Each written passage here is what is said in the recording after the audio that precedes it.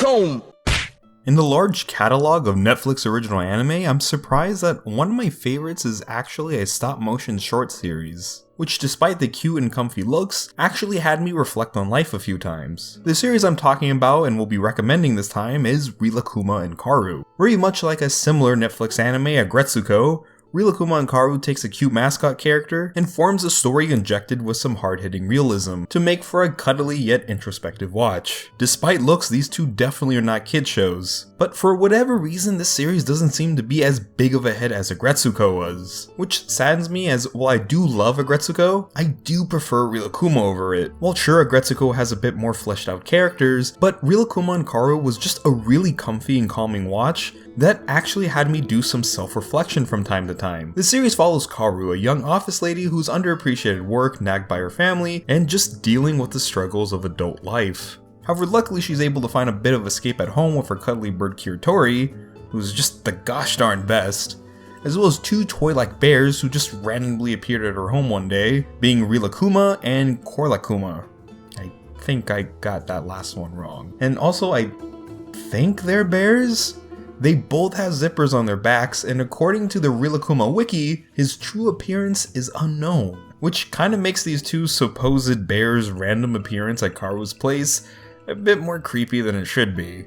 Though luckily the series never dives into that territory. Rather, Rilakkuma and pals are sort of there to provide comfort for Karou and go on cute little side adventures that sometimes can be the main focus of episodes.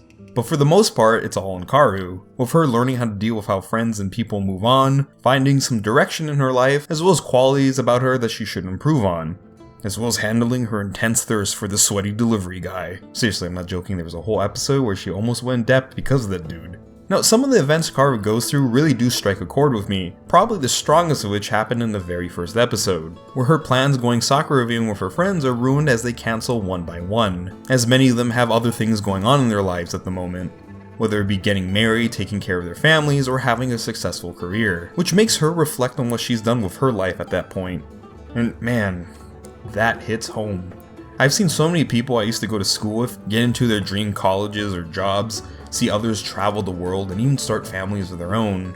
Hell, before I left Dubai, I caught up with one of my university friends who I made in undergrad, who I hadn't seen in a year while I was finishing up my master's degree, and it turns out during that single year, he now had a stable job and was planning on getting married soon. And while I'm absolutely happy for each and every one of their achievements in life, as well as wish them the best, it really makes me reflect on sometimes of what I've achieved with my life as a 22-year-old. And really, outside my university degrees, which I guess is still quite an accomplishment, it still doesn't feel at the same level as these people.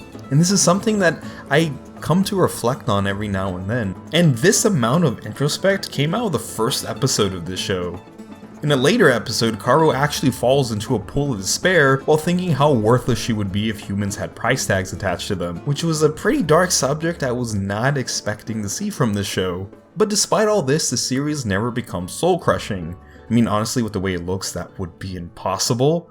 What balances this out is Rilakkuma and pals. Not only are their antics really fun and cute, but they provide Karou with the comfort she needs in life, highlighting a theme of escapism in the series, showing that a place of security and comfort can really make a difference for people. My only real complaint here is that there's little shown resolution to some of the struggles Karou faces throughout the show, though considering the way the first season ended, I'm hoping that will be more the focus for a hopeful second season. But now let's get into one of my absolute favorite aspects of the series, being its art and animation. Now, I've never properly talked about it on this channel, but I absolutely adore stop motion animation. It's a tough and dying art, and I always appreciate it when I see it, especially since, while very crude, I've made a few stop motion shorts myself as a kid, so I have a bit of a taste in how rigorous it could be, which honestly just makes me appreciate the series a whole lot more, especially with all the little extra details they provide each episode.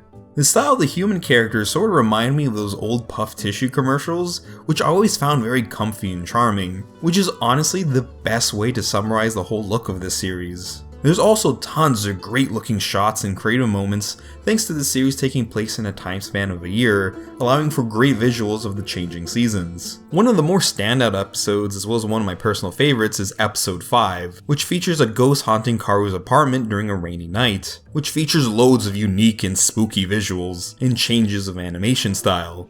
Which reminds me, I know one of the animators for the series was doing a Kickstarter for their own stop-motion horror miniseries called Yaghan. The Kickstarter already ended by the time of this video, unfortunately, but if that interests you at all, I'll leave a link in the description for the trailer, and on the channel itself there are a couple other stop-motion horror shorts to be found.